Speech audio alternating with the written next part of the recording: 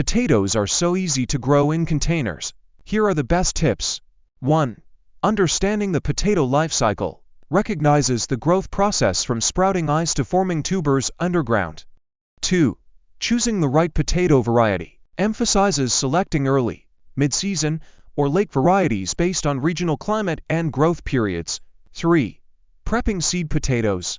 Details the chitting process in light and moderate temperatures to encourage sprouts before planting. 4. Potato planting time.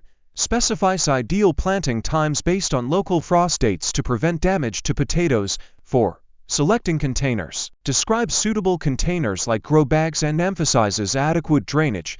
5.